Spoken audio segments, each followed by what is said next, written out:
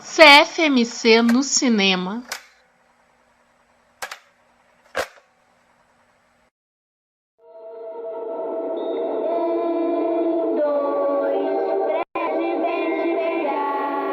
This is it, Jennifer. Your big breaking TV. Welcome to prime time, bitch.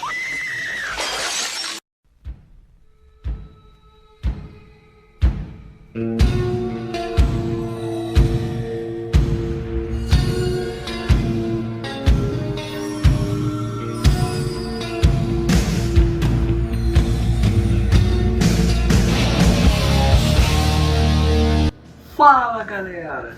Estamos começando mais uma edição do CFMC no Cinema, o podcast de cinema do Cultura Pop RU. E hoje vamos falar da minha franquia slasher favorita, que é A Hora do Pesadelo. Eu estou aqui com a Adri. Olá!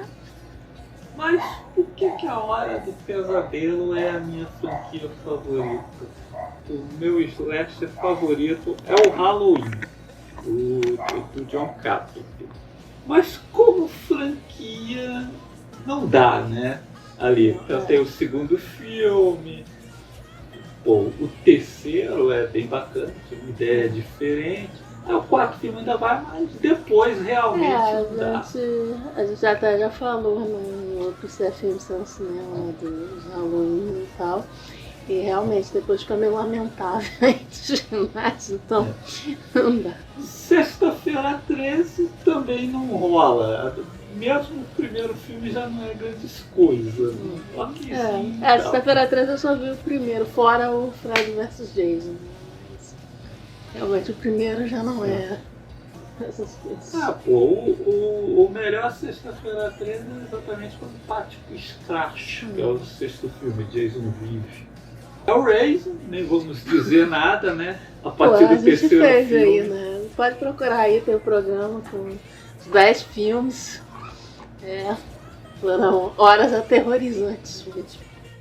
Agora, A Hora do Pesadelo, muita gente não vai concordar, mas pra mim é uma franquia que não tem filme ruim. Tem uns melhores que os outros, sim. Né?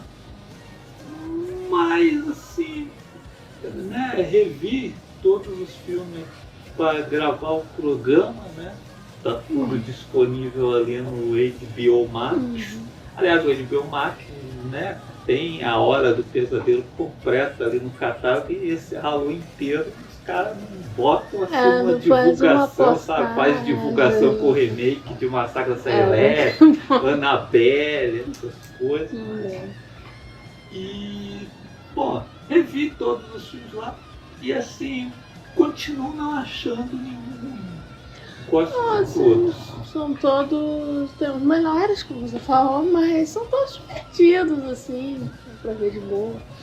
E acho o Fred Krueger o mais original de todos esses psicopatas dos filmes slasher.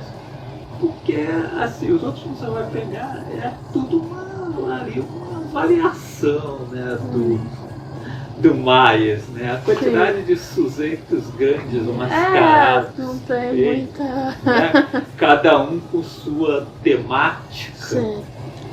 Né? E o Fred Krueger é um tipo totalmente diferente. Ali com sua luva de navalhas, usa aquele chapeuzinho bacana lá que dá um... Chapeuzinho de sambista, né? Deve gostar de um sambinha, né?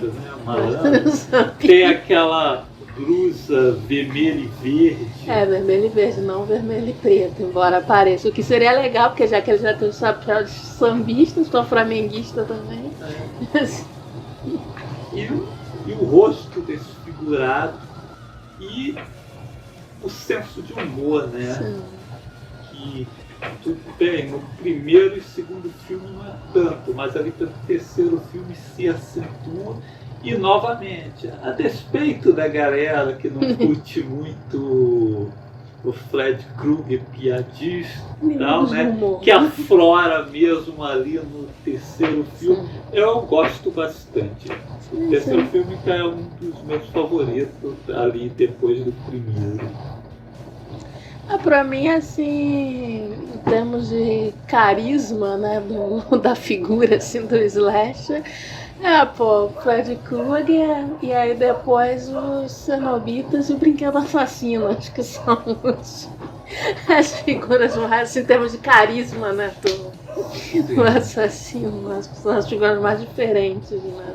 Outra coisa que torna o Fred Krueger diferente dos outros assassinos slasher é o modo como ele ataca, né? Temos aqui um assassino que ataca nos sonhos. Sim, sim. Isso é completamente diferente de... você tem ali o Jason, o que ele faz? Mete um machado na cabeça das pessoas. Então, assim, o Michael Myers, né, e suas faquinhas. O Fred Krueger não, o Fred Krueger ele ataca nos sonhos. Isso que é interessante. Então, né, possibilita sempre umas mortes diferentes. Mortes mais criativas. Fora que acaba sendo uma ideia mais... até mais assustadora, né? Porque é um negócio que você não tem pra onde fugir, né? Porque vai correr pra onde? Apesar de que no remake tentaram fugir dele de carro. Mas enfim, o remake a gente não vai falar aqui. Eu penso, né? Você pode correr do Myers, pode correr do Jason. Eles vão te alcançar, mas sim, você pode correr. Se você não for protagonista, você não vai adiantar de qualquer forma. Agora, o Fred Krueger você não pode dormir. Na privação de sono.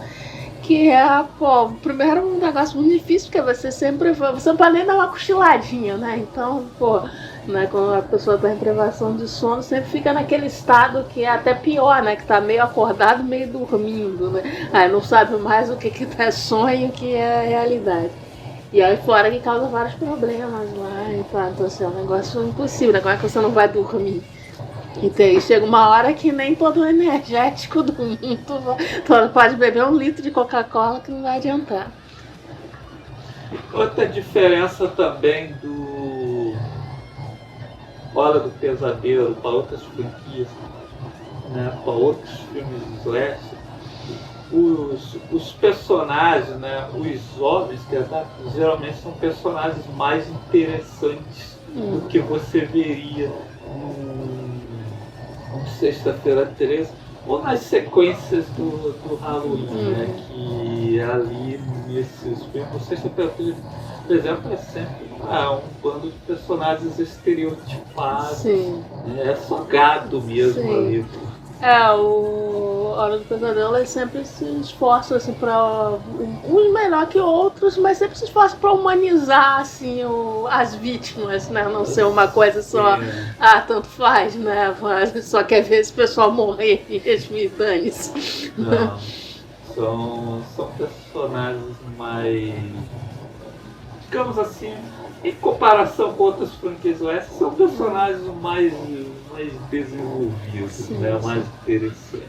Outra coisa também é que o Hora do Pesadelo é a franquia que os filmes assim, têm os melhores diretores. O Halloween mesmo ali, você tem o John Carpenter. Acabou. Não tem ninguém ali. Não tem ninguém ali que depois seguiu uma vez, dirigiu alguma outra coisa interessante. Hora do Pesadelo não. Hora do Pesadelo tem vários diretores ali que fizeram filmes tão mais legais do que o que fizeram na saga de Fred Krueger.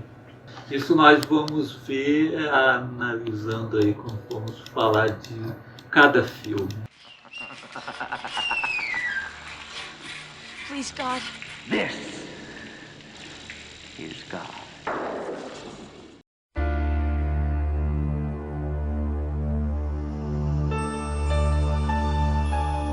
Primeiro, A Hora do Pesadelo, que foi dirigido pelo Wes Craven em 1984. Craven já dirigia filmes ali desde os anos 70. Inclusive ali na década de 70 dirigiu 2 filmaços. Um é o Aniversário Macabro e outro é o Quadrilha de Sádicos, que é um dos meus favoritos. Eu também gosto muito do Hora do Pesadelo e do Criatura Atrás das Paredes. Mas então, vamos ver aqui a sinopse do Primeira Hora do Pesadelo no Filmou. Um grupo de adolescentes tem pesadelos horríveis, onde são atacados por um homem deformado com garras de aço. Ele apenas aparece durante o sono e para escapar é preciso acordar. Os crimes vão ocorrendo seguidamente, até que se descobre que o ser misterioso é na verdade Fred Krueger, um homem que molestou crianças na rua El, que foi queimado vivo pela vizinhança. Agora Krueger pode retornar para se vingar daqueles que o mataram através do sono. Primeiro que nossa, contou a história toda, né? E segundo que na verdade é a vingança contra os filhos de quem, né? Que é o filho do pessoal que encheu. Ali da rua ali e tal. Porque o pessoal mesmo ele não ataca diretamente, nem nada, né? Só quer aquela chuva. Porque no fundo ele era um molestador quando vive e continua sendo, né? Ele gosta de atacar criança, né? Adolescente. Mais ou menos essa semana. Mas entrega demais. Esse entrega demais. Não, mas muito excessivo. Filmou demais. Sim, é muito excessivo, assim, mas que eu não precisava. Podia ter terminado antes. O Craven teve a ideia de escrever o roteiro de A Hora do Pesadelo quando leu uma série de artigos do Los Angeles Times sobre crianças que morriam durante o sono após sofrer de terror noturno.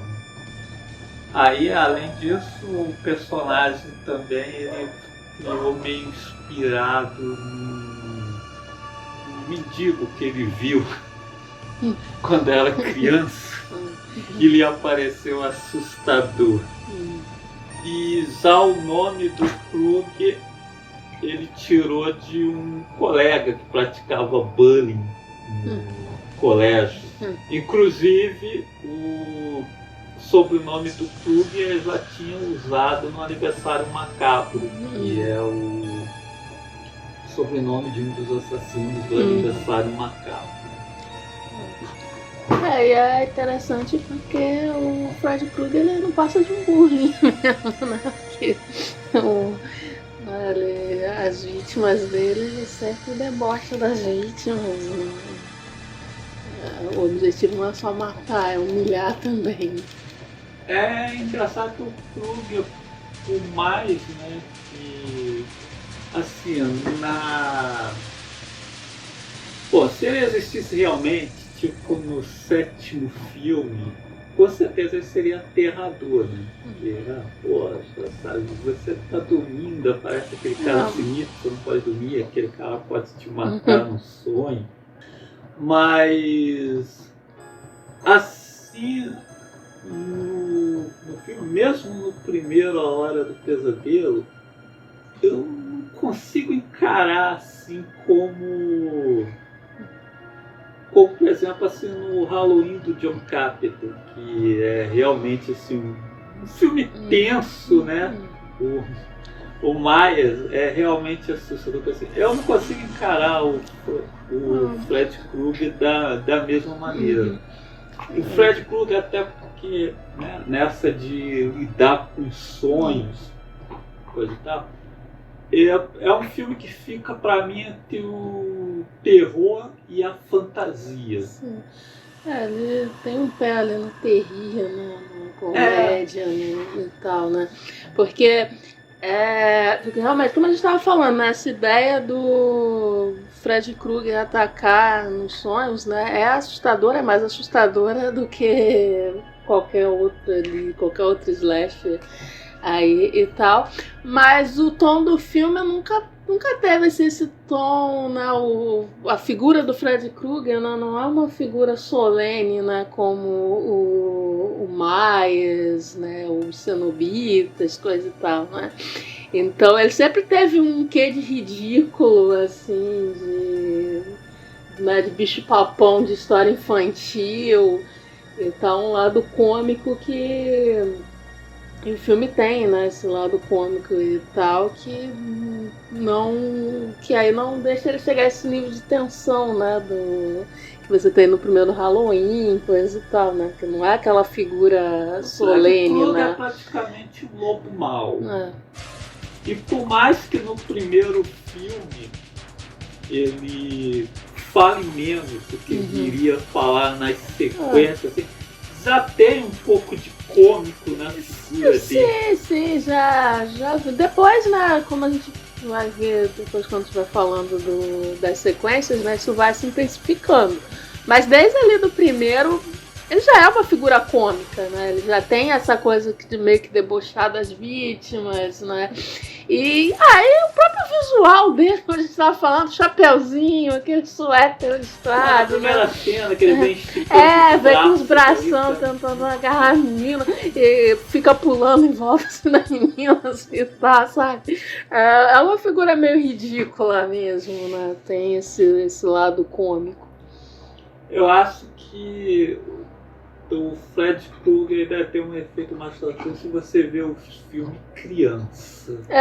Provavelmente. Provavelmente. É o mesmo caso do Brinquedo Assassino. Se você vê o filme depois de adulto,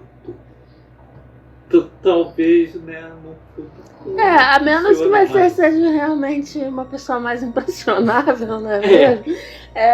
Não coisa, né? Mas sim, né? Mas pra você que já tá escolado. Como eu mesmo que, os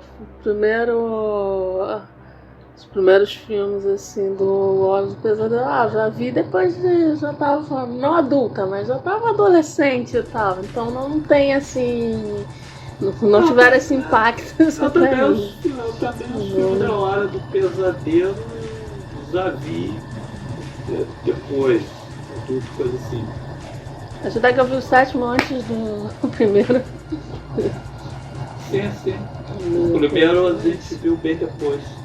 Porque quando eu era garota eu gostava de filme de ação, não ligava para filme de terror. Filme de terror eu não tinha interesse. Depois que cheguei ali na adolescência, que comecei a me interessar por filme de terror, que aí eu comecei ali pelos aliens, a música, Pânico, aí depois comecei a ver mais os slash e tal. Aí realmente, talvez se você ver quando criança, ou então se você for muito impressionável, né? Talvez a figura do Fred Krueger pareça mais assustadora, mas... Então, aí o que acontece? Eu mesmo adoro humor.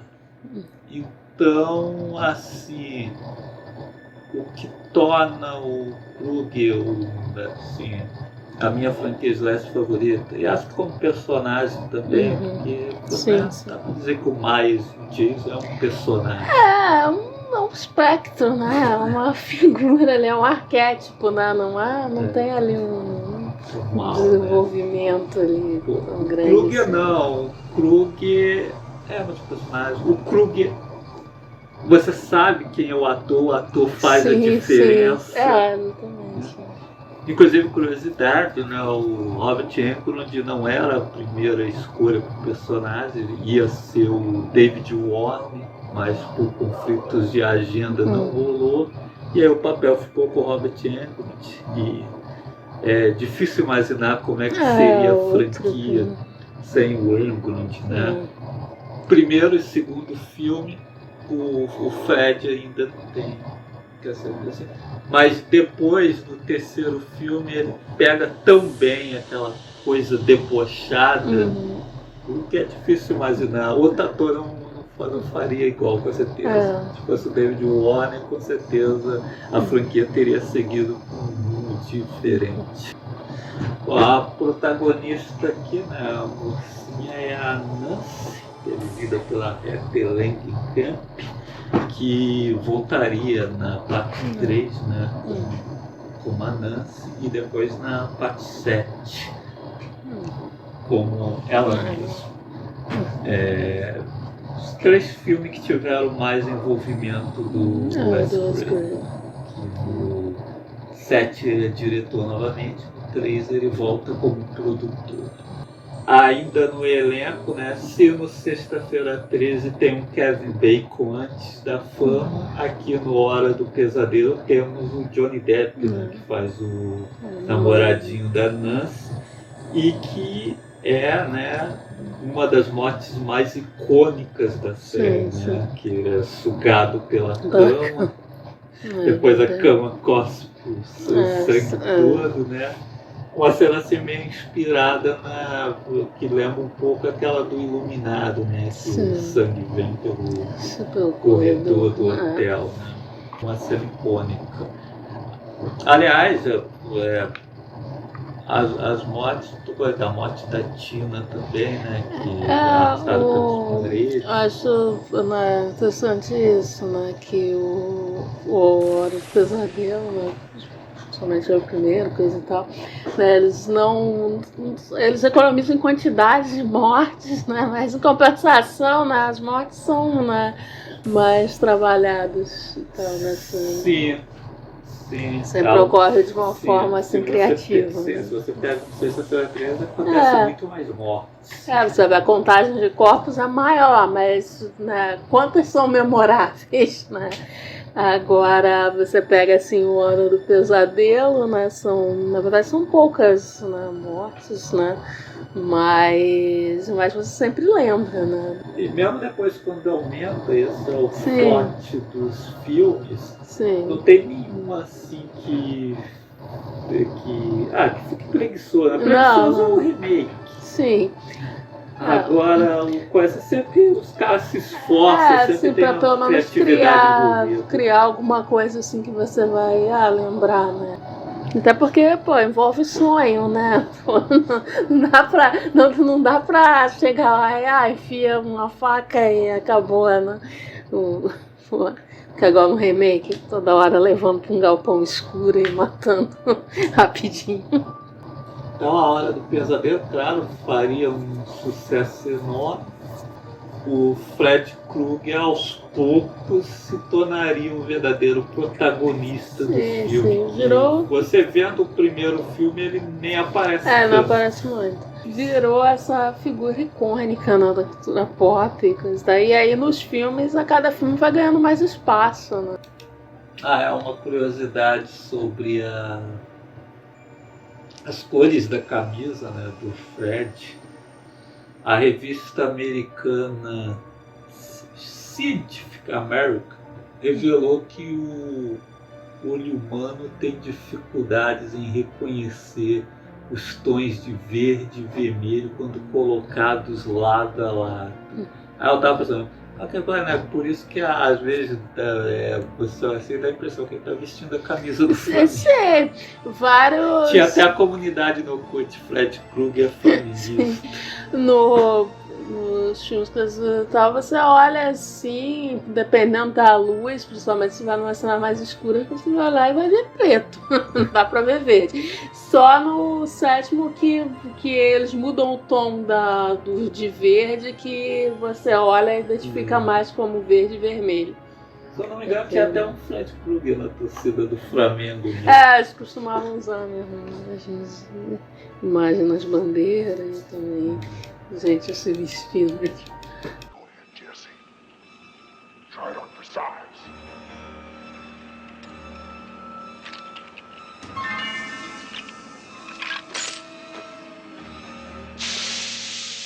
Kill for me. A Hora do Pesadelo 2, A Vingança de Fred, dirigido por Jack Sholder em 1985. Esse é um dos menos queridos da franquia, né? Tem muita gente que não gosta. Ele suscita várias discussões. 5 anos se passaram desde que Fred Krueger foi enviado de volta ao inferno. Mas agora um garoto novo, Jesse Walsh, da Rua Elm, é quem tem sido assombrado todas as noites por horríveis visões deste ser maligno.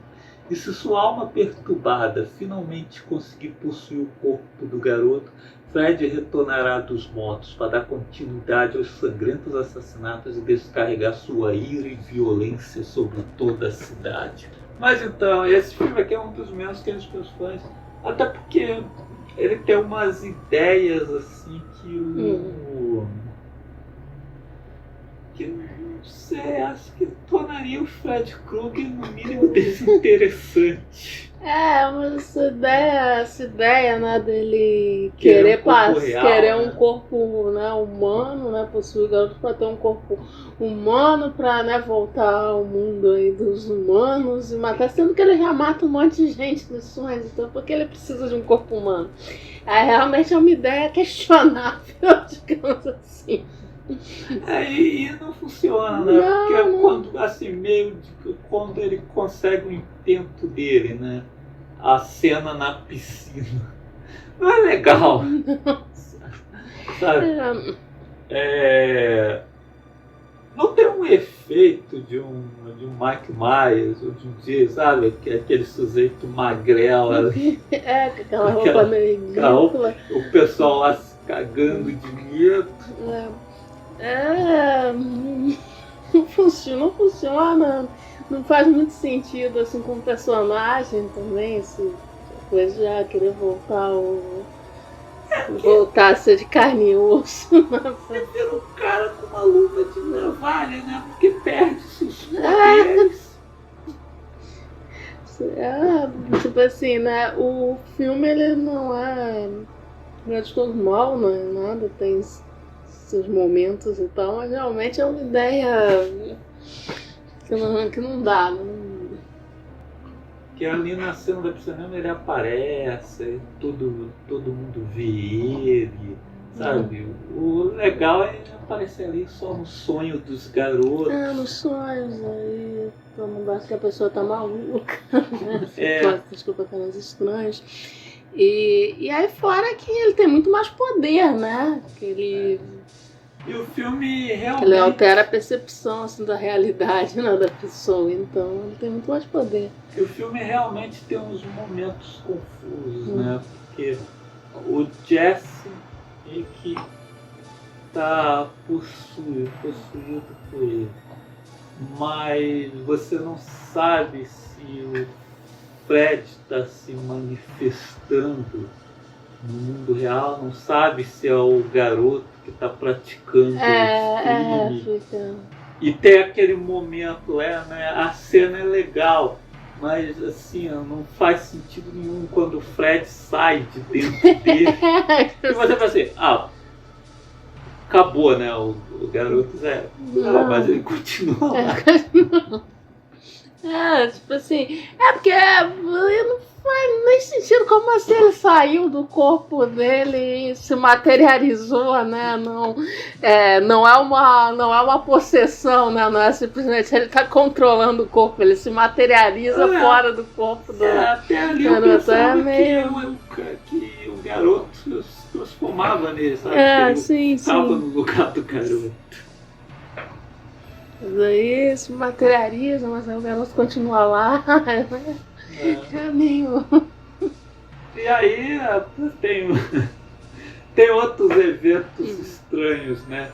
Que ninguém tá sonhando e você tem cenas como aqui o passarinho explode. Sim, umas coisas assim que... Tipo assim, deveria estar no filme do Michael Bay.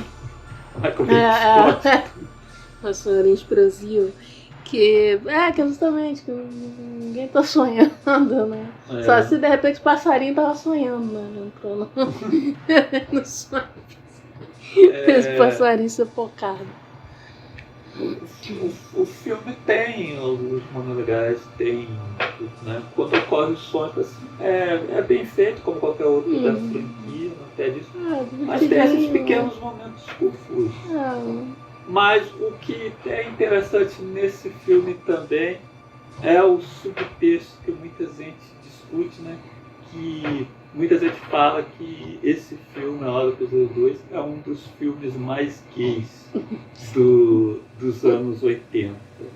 E realmente não deixa dúvidas, né? Apesar de que nos bastidores, né, o roteirista David Chayefsky, né, demorou bastante para assumir, né, que realmente esse filme tem esse subtexto, né?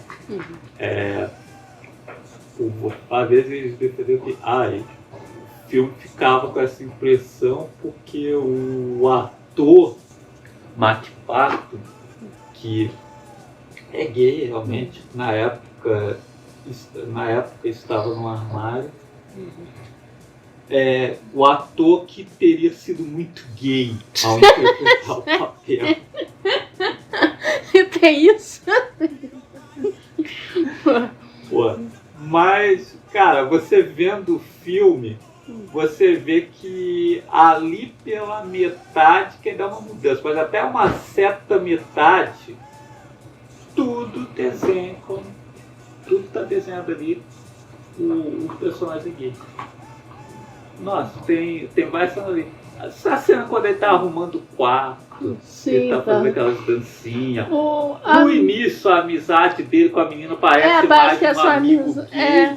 Parece mais com essa amizade mesmo, que depois que eles, no meio pro final do filme, que vira namorada, mas tem a relação dele lá com o rival, amigo lá do time lá de futebol, que tem os dois ficam se agarrando lá. Se agarrando.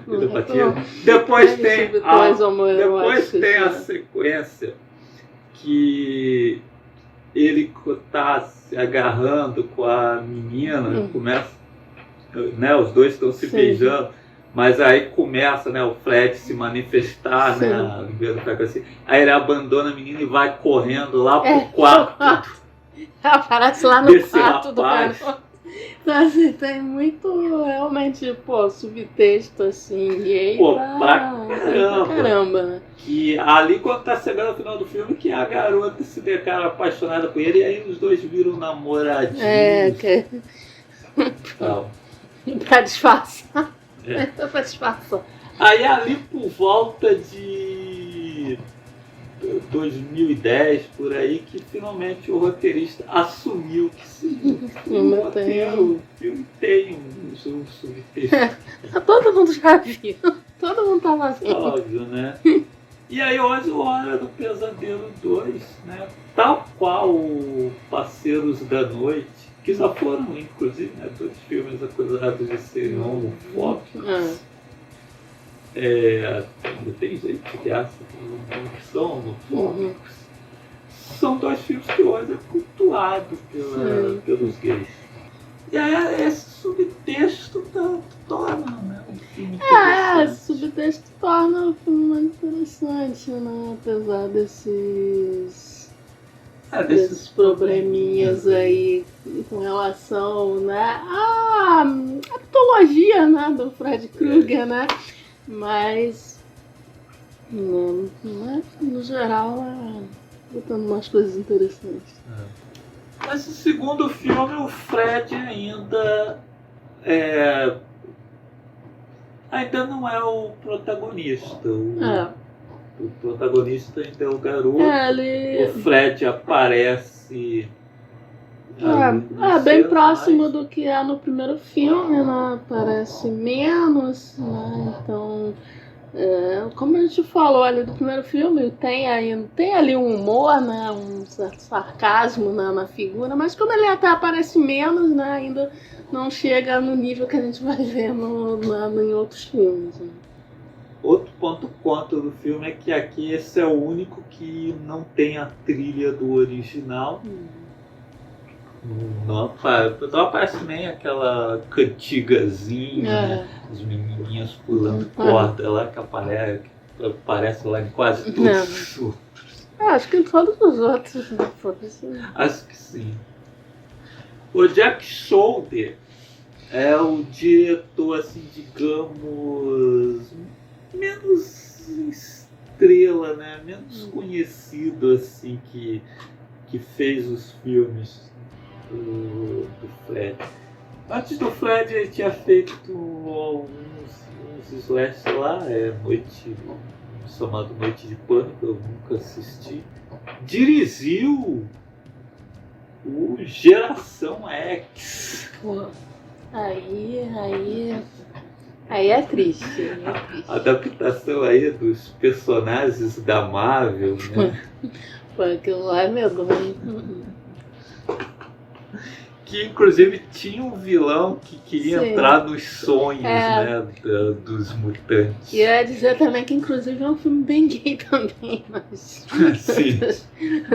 Só que esse muito ruim, muito feio também. Nesse filme aqui o Wes Craven não participou nem da produção, porque na época ele achava que não ia rolar, que sequência, né, Fred Krueger não ia rolar numa continuação, que o Fred Krueger deveria encerrar ali no primeiro filme, mas depois ele viu que se enganou, né, porque esse segundo filme fez dinheiro pra caramba também, e ele também não curtia muito essa ideia do Fred possuir, controlar o corpo do protagonista.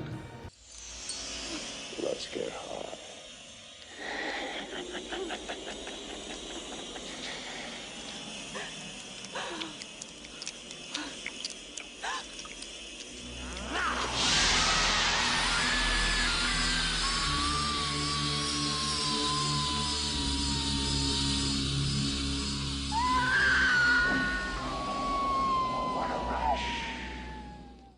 E chegamos ao terceiro filme, que no meu top tá ali no segundo lugar, que é A Hora do Pesadelo, Os Guerreiros dos Sonhos, que é aqui que finalmente o Fred vai assumir a sua porção pica-pau. Ele fica mal como um pica-pau, né? Faz as maldades e sempre tem uma gracinha.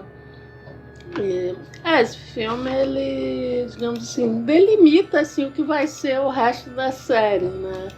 Que várias coisas ali, esse humor, né, vai ser mais intensificado, né? A figura do Fred vira esse personagem de cartoon, né? Como se fosse, né, o Pica-Pau, Pernalonga, se fosse psicopata. Se bem que eles são, mas, né, no nível, né, não no nível assassinato, mas enfim.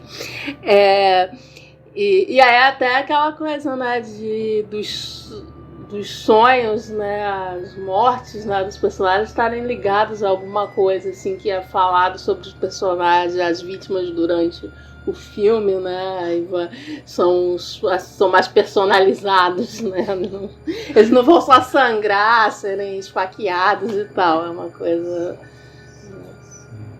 Bom, vamos ver a sinopse no filme.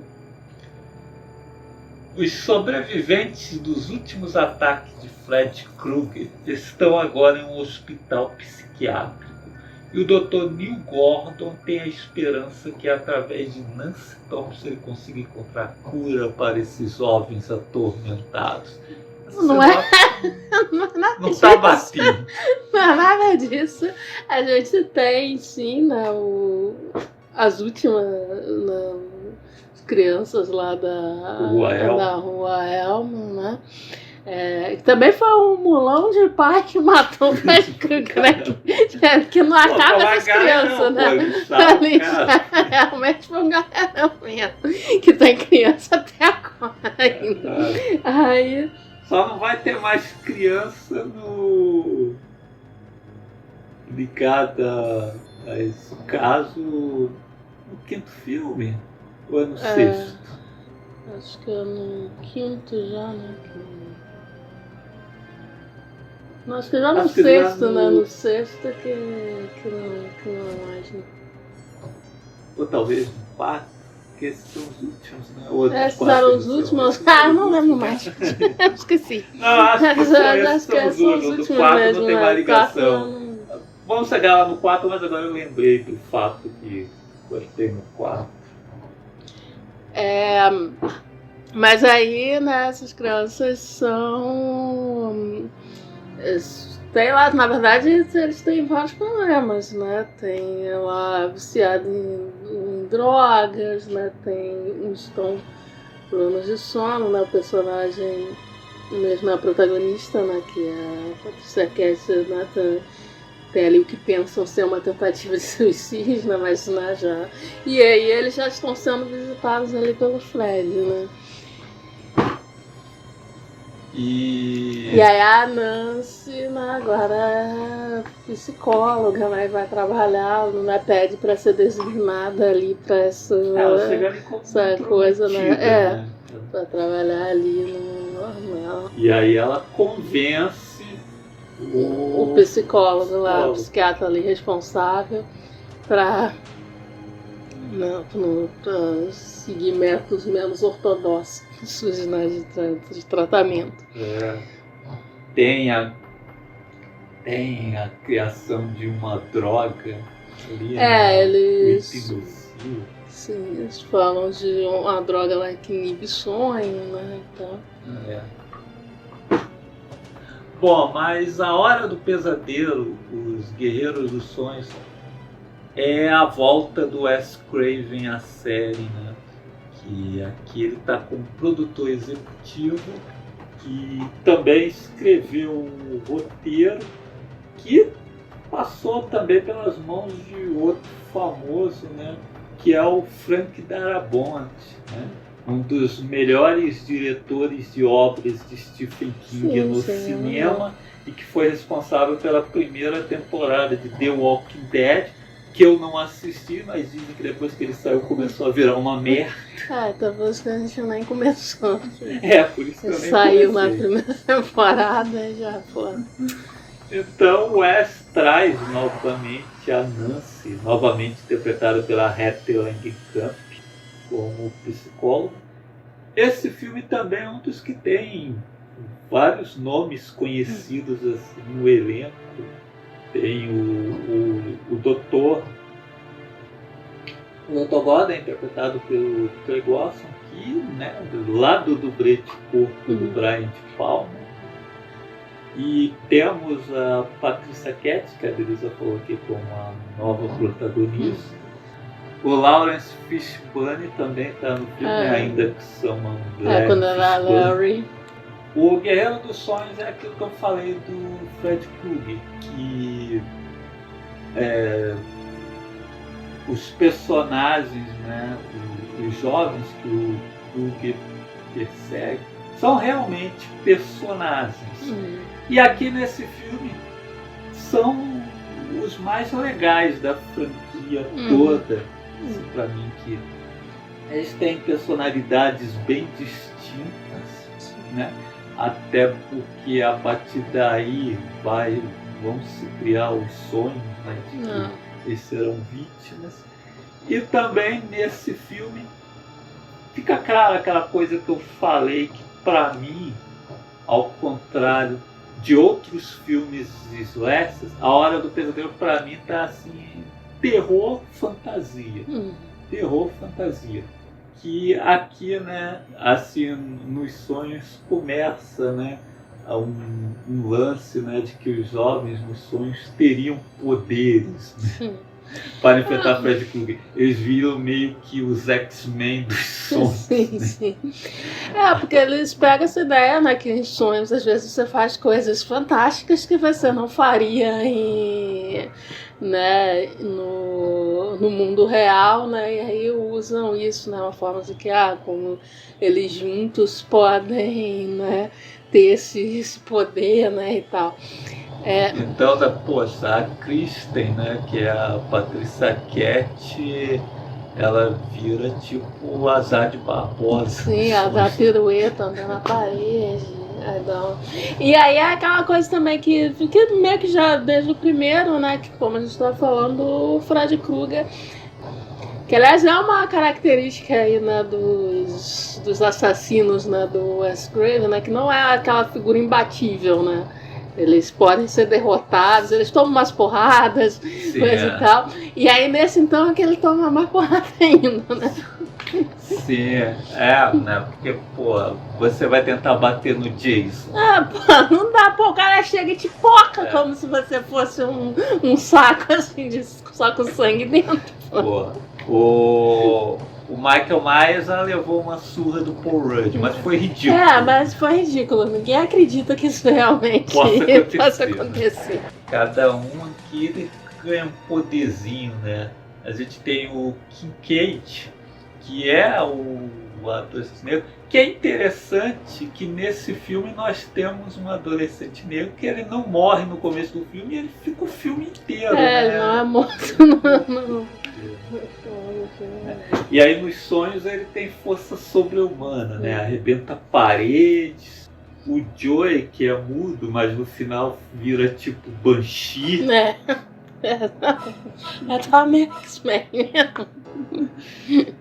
E aí temos o Mago, né? O jovem nerd lá que vira o Presto. tipo... o Presto da Caverna do Dragão, né? Um pré-Harry Potter.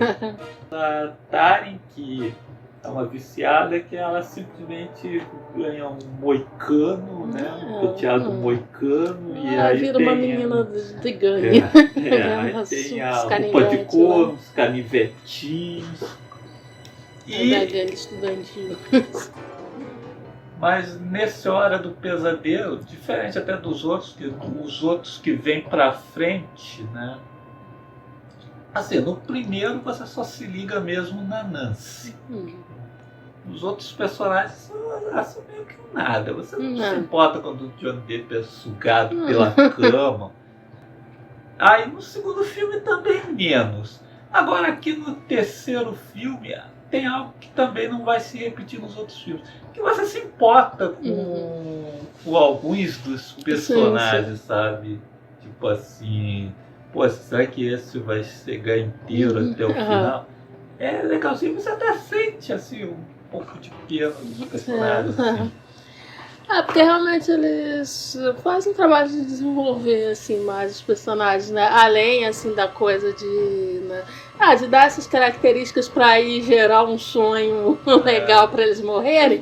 Eles dão um trabalho assim para os personagens são mais simpáticos, você se importa com eles.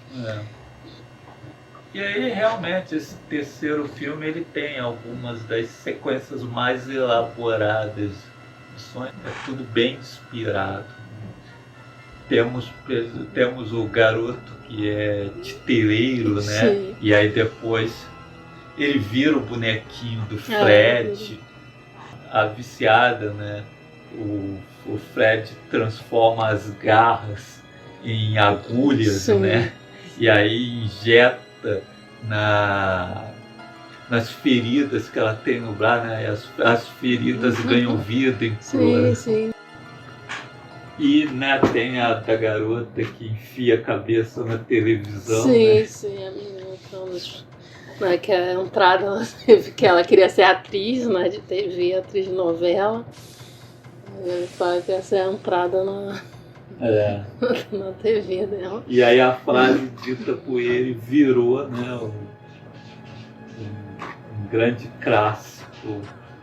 E é isso, a partir do terceiro filme faz com que sempre que mata alguém sempre tem um xiste no final para falar.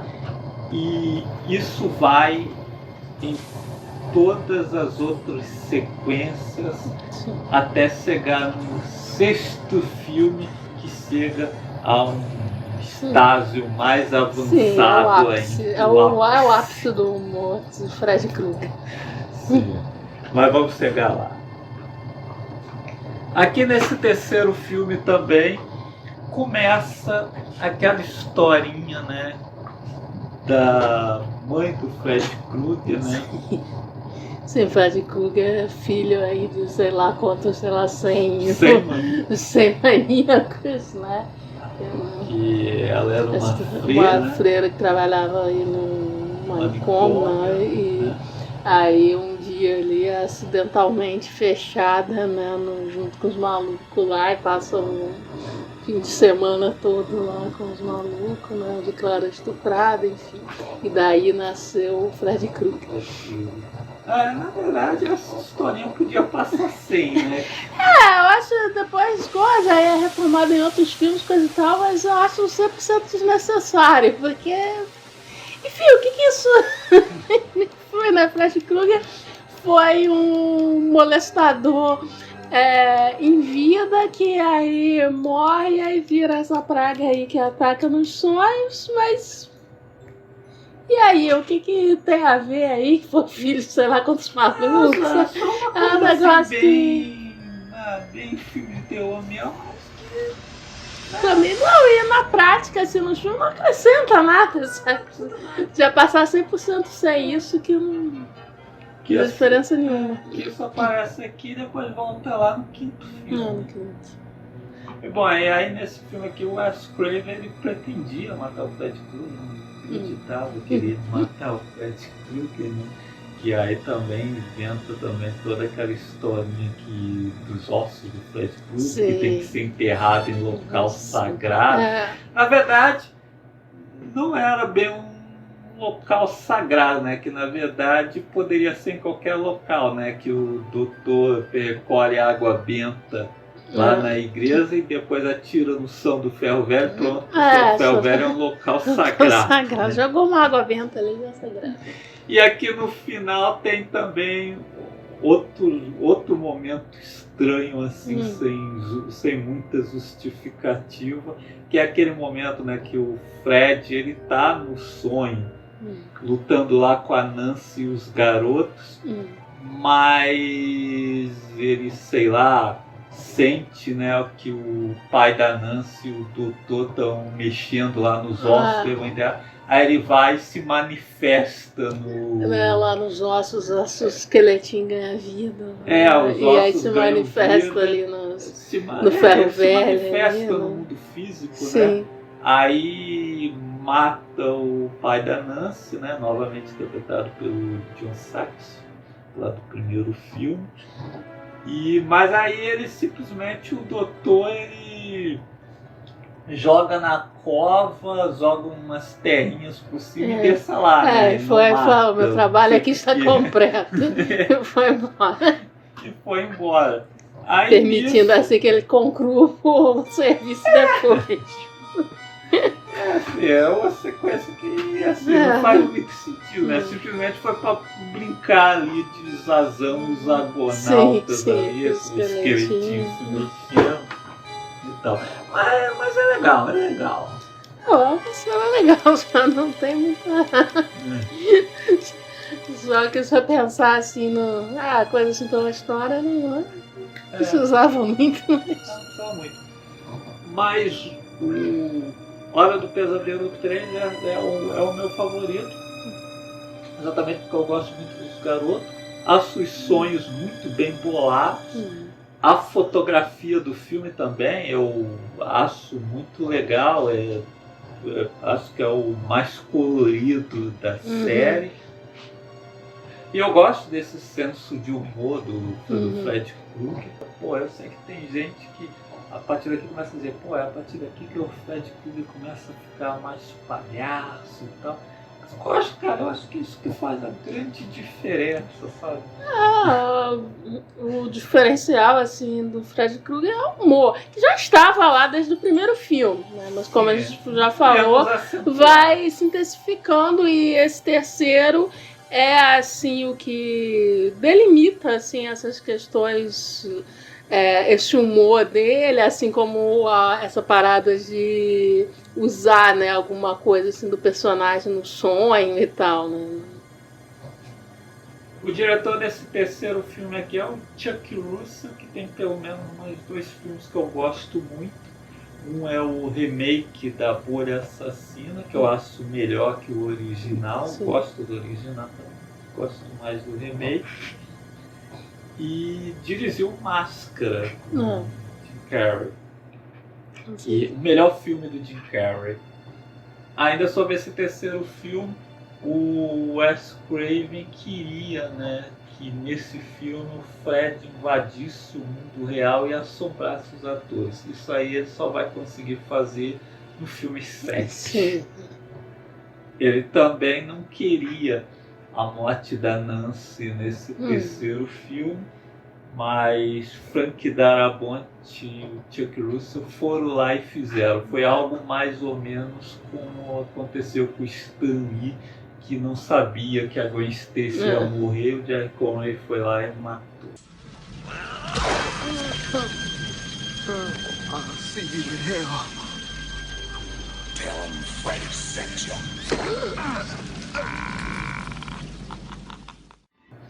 E agora chegamos à Hora do Pesadelo, O Mestre dos Sonhos, filme de 1988. Aqui começa, né, assim, digamos, uma pequena trilogia dentro da franquia, né? Que o filme 2 não tinha ligação com o primeiro, aí o 3 ele começa, né, com a Nancy, tem ali a Nancy, mas o quarto filme e o quinto filme eles são abertamente uma sequência da outra, que eles vão assim, continuando com novos personagens apresentados. Usam personagens filme do filme anterior e tal, acrescentam outros e tal. Nesse quarto filme estão de volta inicialmente os 3 sobreviventes do Guerreiro dos Sonhos, né? A Kristen, que dessa vez não é vivida pela Patricia Cat, mas por uma outra loirinha, que é assim, não tem nada a ver com a Patricia Cat, sabe? Eu não consigo nem fazer a ligação, aceitar que o personagem é o mesmo. Eu não... Como fazia tempo que eu não via, né, eu nem lembrava, né, que começava ainda com esses 3 personagens do filme anterior. E aí, assim, começa ali, eu levo um tempo pra me tocar aquela personagem. Só depois que aparecem os outros, né, que aí eu é a mesma. São os mesmos atores, né? Bom, mas deixa eu ver aqui a sinopse no filme, como é que está.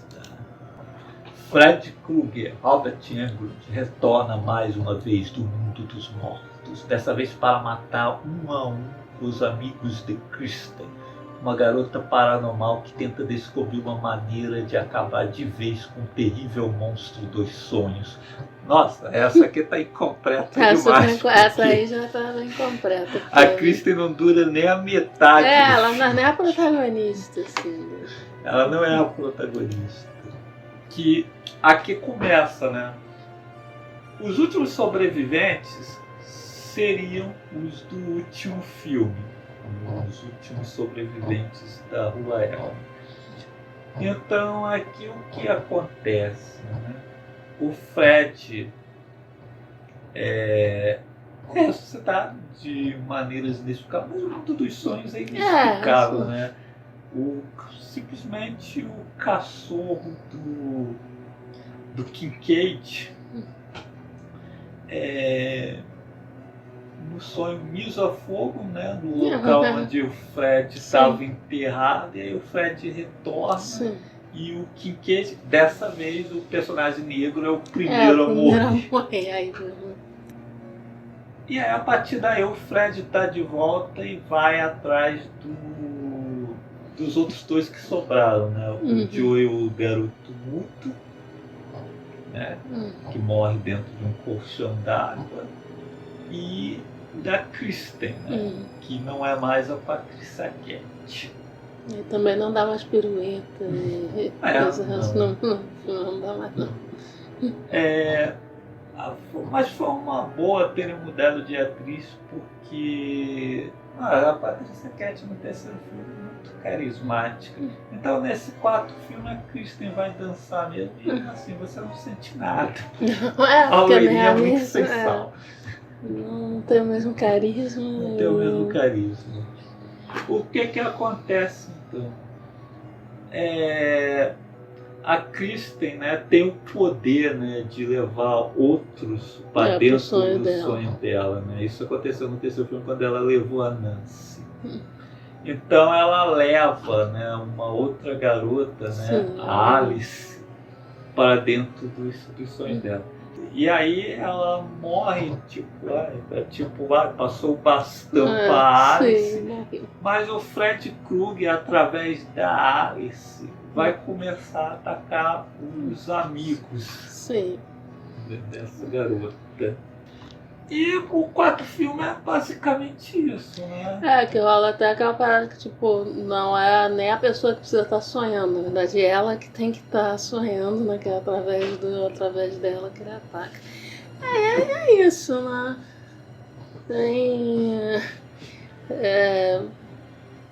Tem umas coisas de morte interessantes e tal, mas não é tão legal quanto o quarto filme, ele não tem muita coisa acontecendo, né? O quarto filme é basicamente mesmo o Fred Krueger atacando os jovens. Tem algumas bacanas, outras nem tanto. Tem nesse que tem a jovem que vira parada e tal. Mas tem outros, como o irmãozinho lá da Ares, que luta artes marciais, que é qualquer coisa. Que morre assim de uma forma. Tem umas ideias interessantes, mas tem umas outras mortes meio rápidas, né? Meio não tão elaboradas assim. Né? Nesse quarto filme, algo que não acontecia no terceiro, as mortes começam a ser uma atrás da outra. Tipo assim, a quantidade, mais quantidade, né? Tem mais jovens morrendo, né, do que no terceiro, mas as mortes são... tanto que os três, né, que é uma das coisas assim, que mais me incomoda no filme, é que os três, né, que eles trazem de volta, nossa, morre rapidinho, assim, sabe, podia ter misturado mais com os outros jovens que lá do grupo e tal, e feito mais durante o filme, mas não, assim, no início do filme já você piscou, os três já morreram, assim. Na verdade era assim, né, a Kristen conhecia aquele pessoal ali e aí conhecia os outros dois, assim, eles... Parecia que não tinha assim, esses aqui são aqueles garotos da turma do passado que eu conheci. Não, eu acho que podia ter colocado eles mais juntos e aí ter feito as mortes com mais calma. O filme tem uns momentos interessantes, quando a Alice é puxada para dentro de uma tela de cinema. Alguns momentos interessantes assim na direção do Remy Allen. Remy Allen, que é mais conhecido pelos filmes de ação que fez. Né? Ele dirigiu Duro de Matar 2, dirigiu Risco Total, fez lá uns filmes com a Gina Davis. Fez mais algumas coisas no terror também, mas nada assim de nota, né? Fez lá o prequel do Exorcista. Ele tem umas escolhas assim, visuais, né? Que cinematograficamente são interessantes, né? Como essa parada quando ela é puxada lá pra trás do cinema. Como ele usa, né, coisa assim do espelho, né, para mostrar que ela no início ela tá muito tímida, né, e aí ela tem um espelho que é cheio só de fotos que nem dá para ver nada, né, e aí ele vai usando isso, né, de tirar as fotos e aos poucos mostrando o espelho, que é meio que quando ela consegue se olhar, né, quando ela vai se revelando. Aí são umas escolhas visuais assim, interessantes. Mas, quando ela começa a desenvolver os poderes, né? Que ela vai pegando as habilidades. É meio X-Men. Tem essa coisa da fantasia, né? Que ela vai... as habilidades assim, dos amigos, né, que vão morrendo, ela vai pegando, né? Ela pega da Christian essa habilidade, né, do sonho, né, de passear os sonhos, poder puxar, né, outras pessoas, coisa e tal. Aí o irmão, né, que luta artes marciais, ela aprende a lutar. Ela aprende a usar um chaco, né, que de costas, na verdade, é um dublê. Sim, é o cara com uma peruca que tá bem ruim, inclusive, podia ter sido uma peruca melhor, que a menina é ruiva, a peruca, uma peruca meio ouro sujo ali, que não tem nada a ver com o cabelo da atriz. Mas a gente finge que não notou. Assim. mais caro da franquia. E dá pra perceber isso porque o Ranieri gosta de umas explosões. Mas também foi um filme que arrecadou aí uma baita grana. E já no ano seguinte veio a parte 5. Mas essa parte 4, apesar de ter umas coisas legais, ela não me entusiasma muito. Não. Até porque ela vem logo depois do terceiro filme. Eu gosto muito do terceiro filme. Mas, assim, nada demais, né? Como a gente falou, é uma tentativa, assim, de repetir, assim, o terceiro, elementos ali do terceiro, mas, assim, sem tanta criatividade e tal. Então é meio pálido, assim. E acho que de toda a franquia é o filme que menos tenta, né? Alguma coisa diferente, né? Que mais, assim, só repete as ideias que já foram utilizadas antes. Sim. Ele não tenta nem, como dissemos ali no terceiro filme, né? Que veio essa historinha da mãe do Kruger. Ele não tenta nem criar uma historinha nova. Não assim. tem. É só o Fred Krueger atacando os jovens mesmo. E fazendo piadinhas. É o menos criativo, assim, né? Que tenta. É o mais. Vamos jogar pra galera. Sim, mas arroz com feijão, assim, é o mais básico. It's a boy!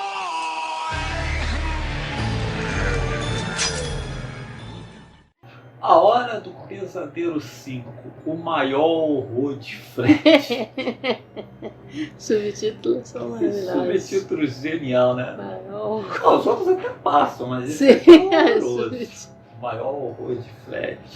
A direção desse aqui é do Stephen Hopkins. O filme é de 1989. O Hopkins, um ano depois, ele faria outra sequência que é o Predador 2. E é um diretor interessante também. Vamos ver a sinopse no filme. Tá bonito. Filmou se divide assim, sinopses que contam demais, sinopses que não contam nada, ou sinopses que nem fazem sentido com o que é o filme.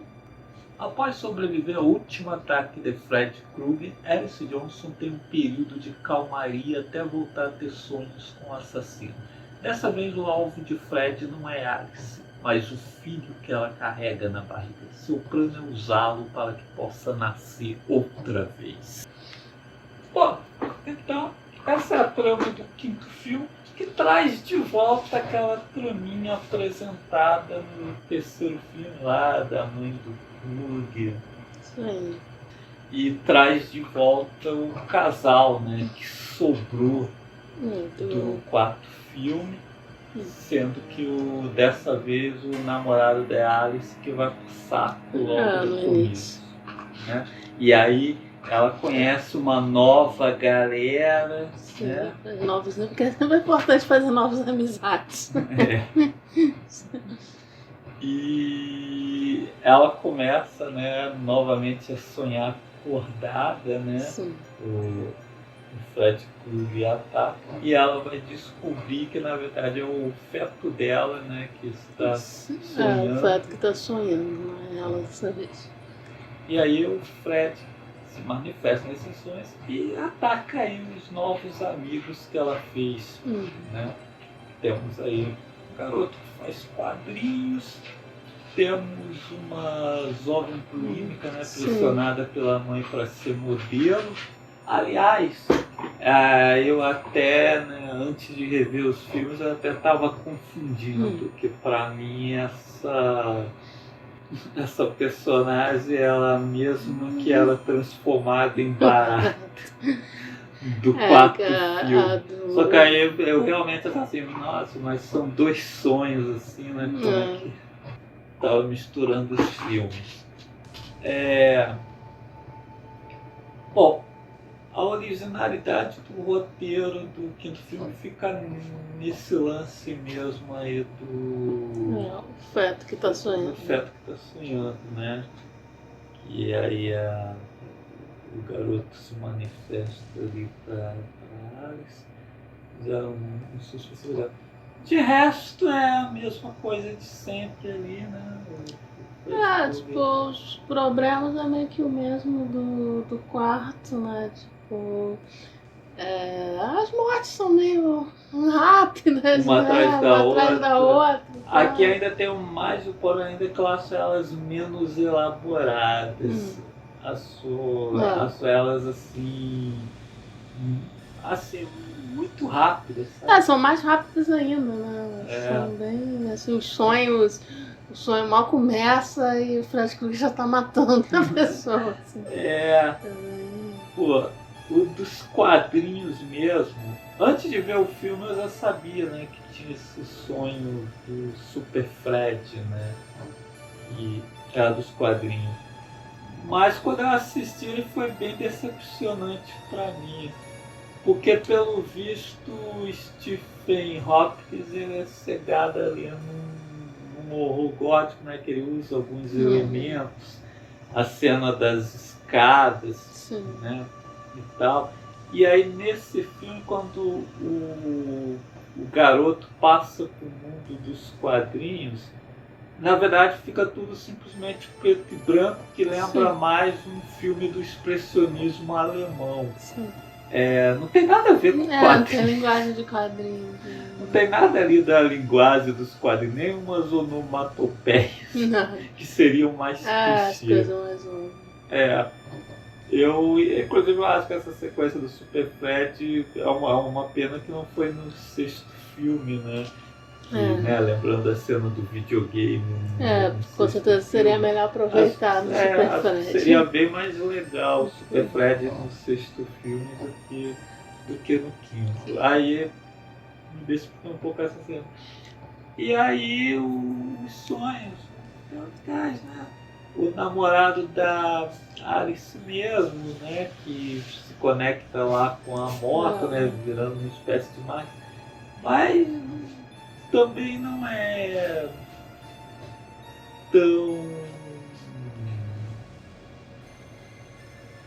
tão marcante, né? Não é uma transformação como, por exemplo, a gente vê no filme japonês Tetsuo. Não. É isso, né? Tem até umas boas ideias, mas a execução não é muito marcante, não. Isso meio apressado. Que o Fred aqui ele já não é mais do primeiro filme, né? O Fred ali a partir do terceiro filme começava a virar um tipo mais cômico e tal.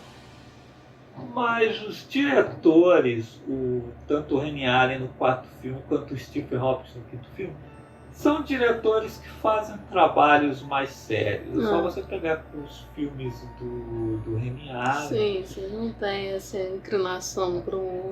Você pega o Duro de Matar 2 linear e tem muito menos humor do que no primeiro Duro de Matar. O Stephen Hopkins é a mesma coisa. O Predador 2 é um filme bem sério. Então, o terceiro, os Chuck Ruiz, por exemplo, já dividiu o Máscara. E mesmo o filme da Mulher Assassina tem um certo senso de humor. Então, eu acho que esse é o problema, sabe? Sequências como do Super Fred. Então, ela bateu mais o humor ali. E talvez esse estilo não combine muito com os diretores.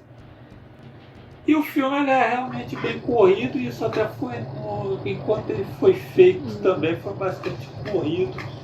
E o Steve Hopkins filmou durante um mês e depois teve um mês para editar.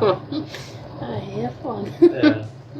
E tanto é que isso você vê em tudo, o final é bem corrido também. Mas é isso. É outro filme também, assim, da série que eu vejo, acho ok, mas não me empolga muito.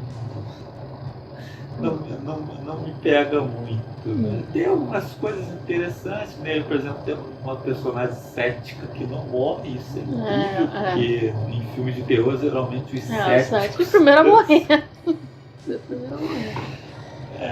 Mas é isso. All over again. But this isn't Springwood!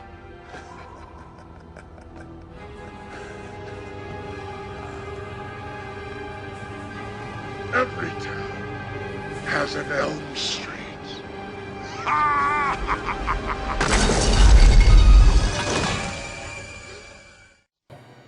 Bom, chegamos agora àquele que é o mais odiado pelos fãs polêmico. da franquia. O polêmico A Hora do Pesadelo 6. Pesadelo Final. A Morte de Fred. De 1991, dirigido por Rachel Talalay. Vamos ver a sinopse do filme. John Doe é o único sobrevivente da região onde Fred Krueger atacava. Analisado por uma psicóloga, o jovem firma seu filho de Fred. Ela consegue penetrar na mente do rapaz e tenta fazer com que ele volte à sua normalidade. Faz um drama. Não, parece que é, sei lá, o professor Xavier, né? Penetrar na mente do rapaz. E não é assim também. Mas... Isso não acontece. Não. O filme começa, temos esse jovem sendo perseguido pelo Fred. Ele vai parar na instituição. Ele sai lá da cidade onde fica, né, Elm Street, né, e chega a outra cidade, né, e desde ali já dá a entender que, tipo, o Fred deixou, né, ele sai, né, ele chega nessa instituição, é recolhido ali pela polícia lá na cidade, né, coisa, e é levado para essa instituição ali de jovens problemáticos, né. Sim. Onde vamos conhecer ali mais 3 jovens. É o Carlos, que tem problemas auditivos. Sim. O Spencer, né? Spencer, que é o maconheiro que tem problemas com o pai, né? Sim. E a Trace, Sim, que é uma jovem lá que sofreu abusos do pai. E faz, né? Treina luta, né? Treina ali, luta. É uma forma de descarregar, né? Enfim, a personagem tipo que vai meter a porrada no Fred Krueger no final do filme. Mas então, o Hora do Pesadelo 6, ele é odiado pelos fãs porque se no quarto e no quinto filme, o Stephen Hopkins e o Remy Allen são tímidos, né? Não abraçam, né? O cartunesco, né? Que o terceiro filme apontava, né? O Fred cômico, o Fred jocoso. O sexto filme, Rachel Talalay abraça com perfeição. Essa linguagem cartoon, Looney Tunes mesmo. Do Pica-Pau, até que sabe tudo, né? Que aqui não são só o Fred Krueger parar e fazer uma piadinha. Não, tem muita coisa visual também que é retirada de desenho animado. Então temos o Fred botando uma cama com pregos para um personagem cair em cima e morrer. Temos o Fred riscando, né? Um quadro negro com essas minhas para estourar os tímpanos da vítima. E aí referências a Mágico de Oz. Referências a Mágico de Oz. Videogame, né? Que a morte do videogame é um clássico. É um clássico, eu acho que Spencer. E tem, né, eles, né, o garoto tá com um aparelho auditivo, né? E no sonho o Fred faz, né, ele escuta tudo ainda mais alto, né? Aí o Fred fica jogando uns pregos. Jogando uns pregos, alfinete lá no chão pra perturbar. E aí o garoto chega a falar com ele, né? Você não faria isso. Cara, que mais quadrinho. Imagina pedir cremência pra A Rachel Talalay, ela gosta de um camp. Sim. Que se você pegar também outro filme que ela dirigiu, o Tank Girl, Sim, ele é totalmente. totalmente assim. O Tank Girl é um filme que vira desenho animado, Sim. vira musical assim do nada. E assim. todas essas escolhas visuais, né, também e tal, que tem ali. Ali, né, no Hora do Pesadelo, né, ela, faz até um negócio meio distópico, né, que a cidade que eles estão já tá também, né, criminalidade é tão coisa que ninguém tá nem ligando, tanto que eles só pegam esse garoto lá e tanto faz, só jogam lá na instituição e a polícia não quer nem saber e tal. E aí na cidade lá, né, da Elm Street, então já tá tudo destruído, né, porque só tem os adultos, né, não tem mais criança na cidade e tá todo mundo maluco, né, na cidade. Né? Que é até um negócio interessante, né? Porque realmente, com tantas mortes na mesma rua, né? Na mesma cidade, o pessoal já deve estar doido já. No filme mesmo eles chegam a referenciar Twin Peaks, né? Que Sim, na época sim. Twin Peaks estava no ar. E tem mesmo, quando eles vão lá pra cidade mesmo, tem uma vibe Twin Peaks, né? Assim, de estranheza, né? Sim, E tudo é feito nas né? Tipo, os garotos estão dirigindo o carro e não conseguem sair da cidade, né? Que aí eles resolvem dormir e tem a brilhante ideia de dormir lá numa das casas lá. E, né, onde vão começar a ser jogados nos pesadelos. E aí nesse filme ele exatamente, né, ele meio que retoma o que era o terceiro, né, que ele, mais uma vez, eles têm menos personagens, né, ao contrário do quarto, do quinto, que tem mais personagens, são mais mortes, né, coisa e tal. Não, ele tem menos personagens e passa mais tempo trabalhando esses sonhos, né. Sim, inclusive na série toda, eu gosto muito do jeito como a Rachel trabalha os sonhos. Que, quando a gente sonha, muitas vezes assim, começa num lugar, entra no outro, e os sonhos ali como ela coloca, é assim, sabe? De repente a ambientação muda, eu acho que era uma coisa que já tinha no terceiro filme também. Eu acho que é os sonhos mais sonho que tem, pelo menos os meus, porque aquela coisa, a gente caindo, né, aí tá num lugar, vai pra outro, e aí essas coisas que desafiam a física, né, essas coisas que realmente, umas coisas mais viajadas mesmo. O garoto tá num avião, depois tá dentro de uma casa. Sim. Eu acho assim, eu acho sonhos mais criativos, assim, eu franquia. Gosto de sonhos nesse franquia, filme. Eu gosto desse Fred Krueger meio pica-pau, mal. Sim, sinceramente. Eu morro de rir ali com as palhaçadas do Fred, né? Eu gosto de ver o cara na onda, sabe? No começo aparece ele plantando a bruxa do oeste. Sim. Aí essas paradas empurrando a cama de espinho, lá jogando videogame, né? Com um garoto, né? Ótimos gráficos. Ótimos gráficos. Tem umas paradas muito bem. Lá o Spencer, o pai dele lá no domingo. Seja como.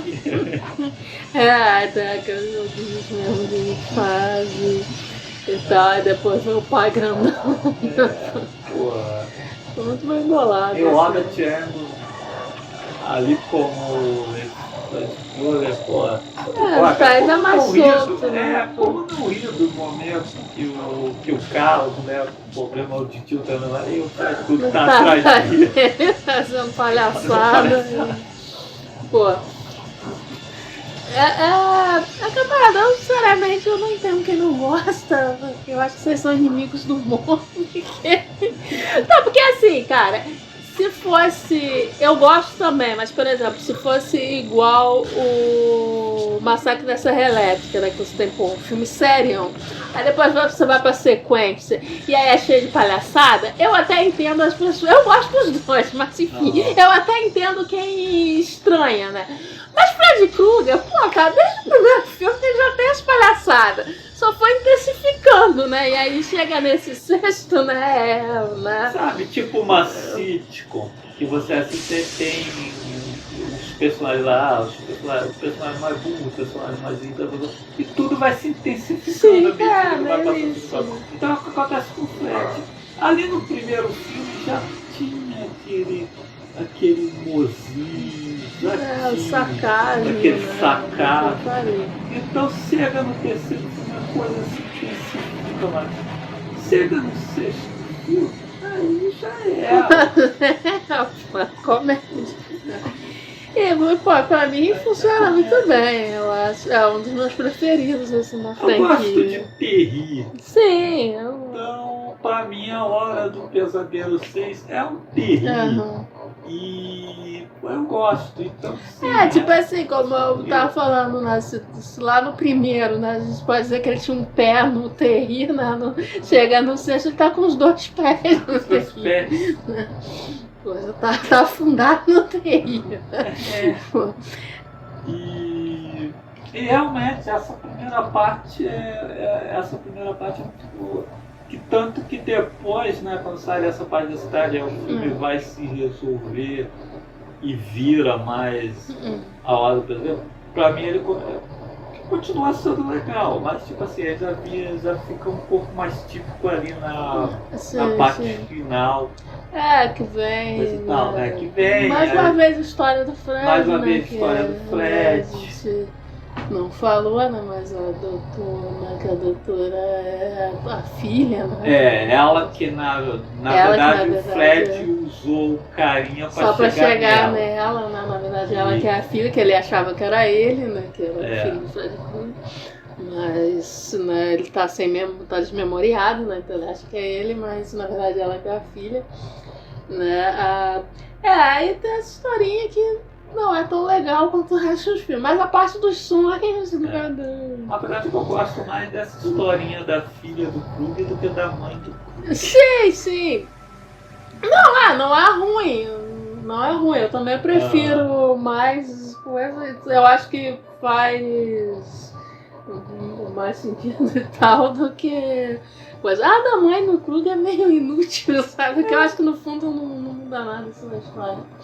Mas com certeza a parte mais legal é os sonhos, né? Essa parte que mostra a história do Krueger também eu acho legal. Eu só acho assim que o filme perde um pouco o senso de humor que tinha lá no início. Esse filme também, assim, tipo, os machos que assistiram da Barbie ficar com medo da Barbie também não vão gostar desse filme. Porque no final, né, o Fred é vencido por duas mulheres e um negro. O filme estava tentando lacrar. Filme, muita lacração, realmente. Mas falando, né, desse negócio das histórias, né, do passado do Krueger, né, mas eu acho isso melhor porque, pô, essa história, né, da mãe dele, do filho de 100 maníacos, isso aqui, não é uma justificativa que o filme não faz nenhuma tentativa de justificar. Mas fica meio como, a gente tá explicando por que o Fred é do jeito que é, né? Porque, né, então não sou, né, só completando a ideia, não sou muito fã dessa ideia por causa disso também. Agora ali nesse filme tá só mostrando como era no passado, né? Tem ali as lembranças lá da menina de quando ele é descoberto, né? Os crimes e tal, mas realmente nessa parte perde um pouco o humor, né? O filme ainda ele tem umas pontas, né? O Alice Cooper, né, aparece como provavelmente o pai adotivo, né, do Fred nos sonhos. Eu pensei que era o Michael Scott, mas não era o Alice Cooper. E o Johnny Depp, né? Aparece também uma ponta lá, né? Na TV lá falando contra as drogas lá, né? O Fred Krueger aparece, mete uma frigideira na cara dele. Nada mais desenho animado que isso também. Curiosamente, quando, né, o sexto filme estava nas ideias para sair, o Peter Jackson, né, foi contratado para escrever o roteiro do longa, que ia ser outra coisa, né? Ia ser uma história lá que o Fred estava sem poderes e um grupo de jovens iam se unir para se vingar dele. Provavelmente dirigido pelo Peter Jackson da época. Eu acho que ia ser um TI também, porque quem viu Náusea Total e Fome Animal.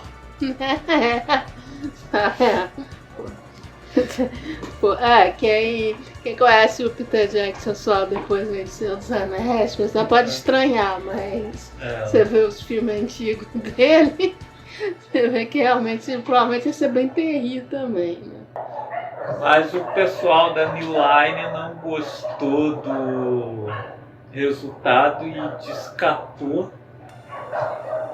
Aí na sequência ainda teve o Michael Almeida, que escreveu um roteiro onde o longa seria focado no Jacob, o filho da Alice. Ou seja, o filme ia dar continuidade ao quinto filme. Mas aí a Rachel assumiu e aí partiu, né, para uma história totalmente nova. Falamos muito do humor, mas o filme também ele tem uns momentinhos, né? O sonho da Tracy mesmo bem aterrador lá, né? Tem coisa assim, quando aparece a figura do pai dela, né? Que é uma coisa assim meio it também, sim, né? Que é uma galera que sofreu abuso do pai, né? O pai já morreu até. Né? E aí tá ali, o sonho reconstitui ali a casa e chega lá o pai bêbado lá, então. Ele tem esses momentos, mas assim como as lembranças, né, depois que voltam, né, elas que estavam suprimidas, né, depois voltam lá na filha do Fred, né, então. Outra coisa que vale ressaltar é que o pesadelo final é realmente um pesadelo final, né? O Fred Krueger realmente morreu porque depois nós temos aí um novo pesadelo, mas ele não é exatamente uma sequência. Sim, vem com outra ideia, né? Apesar de, né, o sexto terminar, mas, né, de forma meio irônica, tipo, que a música tema, né, dos créditos finais, né, termina exatamente perguntando se você acha realmente que o Fred está morto, né, ou seja, uma ideia meio irônica, né, que Fred Krueger nunca vai acabar e tal, né. Né, e com certeza eles poderiam trazer de volta de coisa, só que, né, o sétimo veio aí com o Wes Craven de volta e, né, é um diretor que gosta de trabalhar com ideias novas, né? Então, ao invés de simplesmente inventar algum jeito, trazer o Fred Krueger de volta e começa tudo de novo, ele pensou numa abordagem diferente para essa volta, né? Que afinal o Fred Krueger morre no final de todo. No final de todo filme, na verdade, ele morre. Eles até falam, né, que ele já foi enterrado, já achou queimado, enterrado, jogaram água dentro, e não nada resolveu. Eles chegam também a coisa um pouco o momento da criação do Krueger, né, que eles apresentam uns serizinhos esquisitos ali, que seriam os mestres. Sim, quem deu essa habilidade, né, de passear os sonhos por aí. Eu acho interessante, pena que não foi trabalhado mais, e que o efeito assim meio caído também, os monstrinhos são muito vergonhosos. Mas a ideia é um negócio mais interessante novamente do que a historinha da mãe do Krueger. Sim. Curiosidade sobre o elenco, eu estava vendo, né, que a atriz Aliza Zane, ela é irmã do grande Billy Zane. Realmente eu ia até olhar se era mesmo que eu vi o sobrenome, né? Assim, né? Mas esqueci depois de pesquisar. Parece? Isso até Se parece também. E a atriz que interpreta a Tracy, Leslie Dean, ela já esteve envolvida com Fred Krueger antes, porque no final dos anos 80 existiu uma série do Fred Krueger chamada A Hora do Pesadelo, o terror de Fred Krueger, de 1998, teve 2 temporadas e ela participa de um dos episódios. Eu nunca assisti, mas ali na Wikipedia que ela ficou. Então essa é a segunda participação dela no mundo do Fred Krueger. Ela já tinha experiência. Hey Dylan, ever play in the cat? Mas chegamos ao último, né? A volta de Wes Craven, que é um novo pesadelo, o retorno de Fred Krueger de 1994. Vamos ver o que a sinopse no filme nos traz dessa vez. O filme A Hora do Pesadelo está perto de completar 10 anos. Uma das estrelas, Hattie Langenkamp, fica assustada ao ouvir por telefone uma voz bastante parecida com a de Fred Krueger, o vilão do filme. Pouco tempo depois, o marido dela morre em um acidente de carro, sendo encontrado com as famosas marcas provocadas pela garra metálica de Fred. Hattie descobre que Wes Craven, diretor do filme original, está escrevendo o roteiro de uma sequência. É quando percebe que para enfrentar Fred precisará voltar a interpretar Nancy Thompson, sua personagem no filme. Mas então é isso. Você até que estava certo demais. O Novo Pesadelo é um exercício metalinguístico do Wes Craven, né? Algo que depois ele voltaria a fazer na série Pânico. Sim. Em vez de ser uma sequência do filme anterior, né? Aqui é um filme desgarrado. É uma coisa nova, né? Digamos assim, é o trabalho de um diretor autoral, né? Ele não se limitou a fazer uma continuação, simplesmente fazer outra historinha com o Fred matando os jovens e sendo destruído, entre aspas, no final. Que afinal nós estávamos cansados disso também. Aqui a série está parada, o Fred está morto no cinema. E o filme começa acompanhando a Hattie, né?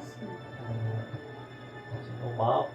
Ela, né, os produtores estão tentando, mas ela não quer voltar a fazer a personagem, que ela está afastada do cinema.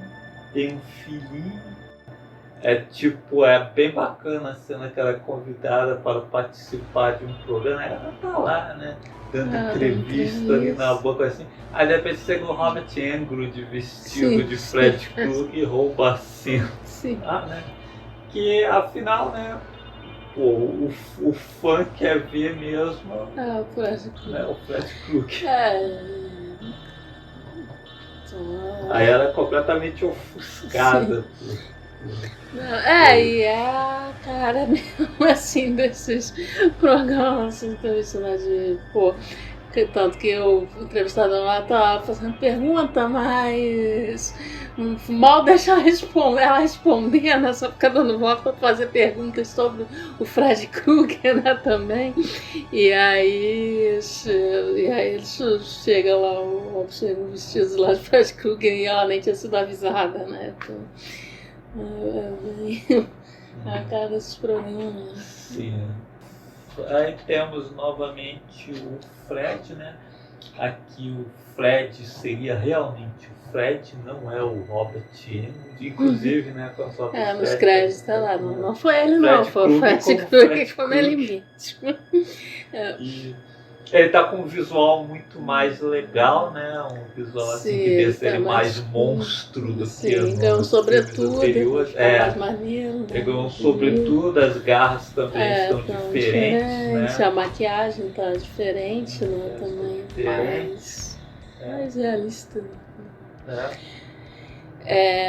Porque a ideia é essa, né? Como tá ali na sinopse, ela tá recebendo os telefonemas de alguém que é o Fred Krueger, ou está se passando pelo Fred Krueger, né?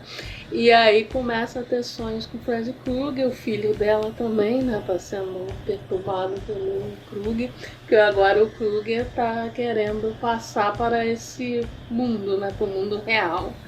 E aí até tem essa discussão interessante, né? Do que separa o sonho de ficção, né? Ele é um personagem de ficção, né? E aí quer usar os sonhos, né, para passar para o mundo real. Essa questão dos telefonemas, inclusive, parece ser também referência, né? Na realidade, parece que ela realmente andou recebendo uns telefonemas Até uma desses pessoa na muito vida real. maluca mesmo, né? Eu imagino que pessoal, as mocinhas assim, desses filmes de terror deve ter que de vez em quando topar com uns esquisitões aí, né? Provavelmente. Aí nessas convenções esquisitas. Não, e o filme é meio que essa ode, né, a mocinha e tal, né, porque ele é todo em cima dela, né, porque ao contrário dos outros, né, que vai cada vez mais se centrando na figura do Fred Krueger, né, que obviamente, claro, né, virou, né, essa figura super popular, né, e aí cada vez mais os filmes vão dando espaço, né, e aí as vítimas, as mocinhas estão ali e tal, mas, né, não tem essa... O filme não é mais centrado nelas, né, como o primeiro foi, né, o primeiro era centrado na Nancy, né, mas depois vai ficando cada vez mais sobre o Fred Krueger, né? Aí nesse último, né, ele meio que retoma, né, e faz de novo um filme centrado nela. Sim, as aparições do Fred Krueger são pontuais. Sim. Ele fala menos. Sim, fala menos, as mortes não são mais temáticas como os outros filmes, assim, do coisa, né? Rola até, né, umas homenagens à morte do primeiro filme, né? Sim, a morte da babá é igualzinho a morte da Tina. Sim. Não são mais temáticos, aí o humor é mais controlado, mortes, né? Tem poucas mortes também, sim, tem poucas mortes, né? Só babá, tem, o marido da Nancy. Tem o pessoal lá do efeito especial, que ela até sonha, né? Uma coisa, e aí depois é falado no noticiário, né? Ou seja, deve ter ocorrido como ela sonhou. E aí a babá é o marido, é isso. Não tem uma alta contagem de corpos. Não. Como eu já disse, essa ideia do Fred Krueger no mundo real, o Craven já tinha tido ali pro terceiro filme. E na época não rolou, mas, né, as coisas mudam, né? Passou, as coisas mudam e compraram a ideia dessa vez, né?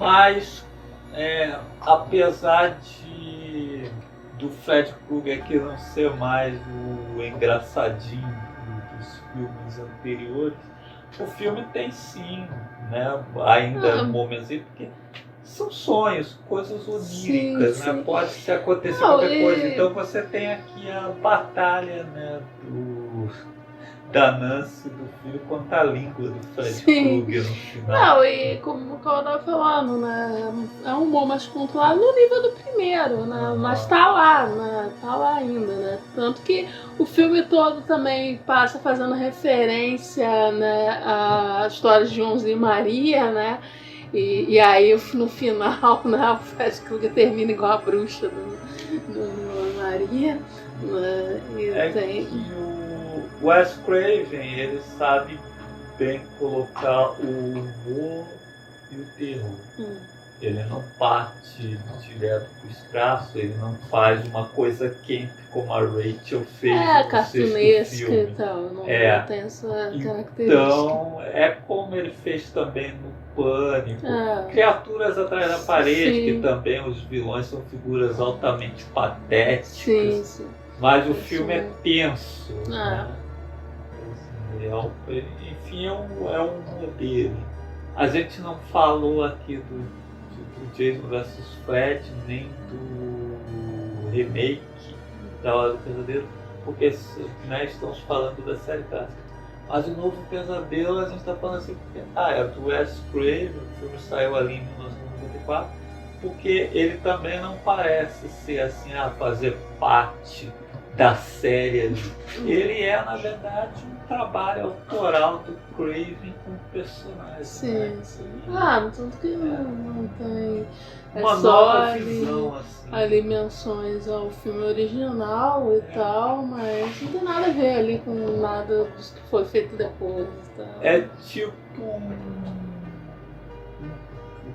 que aconteceria ser uma graphic novel, algo assim, sabe? Você tem ali os outros filmes ali que é a revistinha comum do Fred Krueger, assim. E aí saiu essa edição especial, essa graphic novel, que é o Novo Pesadelo.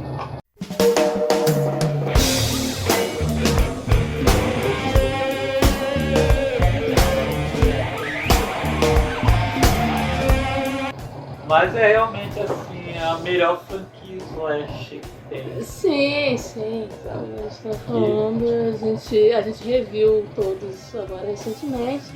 E foi tudo assim tranquilo, um atrás do outro. Foi tranquilo assim de rever. Por exemplo, quando eu fui encarar o podcast anterior à franquia Hellraiser, foi um sofrimento. E a gente nem assistiu um filme atrás do outro. Não, a gente começou antes, até porque eram 10 filmes, né? Então, mas realmente é sofrido, né? Porque a Hellraiser, você vê ali o primeiro e o segundo, depois, começa a desandar, e aí do sexto pra baixo chega num nível assim do intragável, né? Agora a Hora do Pesadelo. Eu assisto todos de boa, já tinha visto todos antes, e aí rever também, eu vejo tranquilamente, tá? Todos são divertidinhos, tem uns melhores e tal, mas todos são divertidos, assim, não chateia e tal. Lembrando que todos os filmes estão disponíveis na HBO Max. E é isso, esse foi o nosso podcast especial do Halloween, falando de uma franquia de horror. E lembrando, né, como já disse, nós fizemos podcasts aí sobre a Razer, Luiz. E minha cara de onde as pessoas podem encontrar esses podcasts? Bom, esses e muitos outros podcasts, né, do CFMC, né, das aleatoriedades, né, nosso programa normal, e os programas especiais, né, do CFMC no cinema, e esse filme já teve ou vai ter nos programas de filmes que não existem. Você encontra em todas as principais plataformas aí de podcast, Spotify, Amazon, Apple, né? Já está disparado por aí. E encontra, claro, no nosso site também, o culturapoprigor.com.br.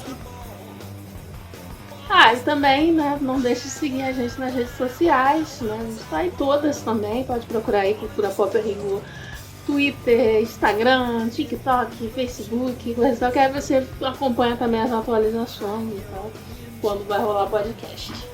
Então, vamos encerrando esse programa aqui. Um feliz Halloween para todos os Dia do Saci.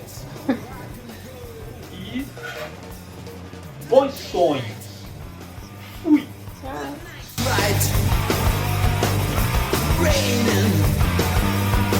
Feeling alright.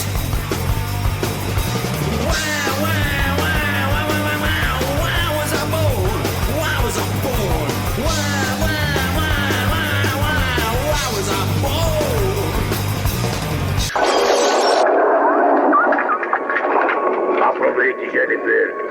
grande chance na TV.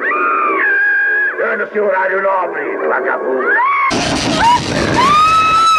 Esta é a sua grande chance na TV, Jennifer. Bem-vindo ao horário nobre. Versão brasileira. Tulipa. Bem-vindo ao horário nobre, vadia. Bem-vindo ao horário nobre, piranha, cadela, vaca, galinha, babaca, bobona, bocó, energúmena, pamonha, mocraia, baranga, fubanga, mocolonga. Bem-vindo ao horário nobre, xixirenta. Bem-vindo ao horário nobre, sua linda.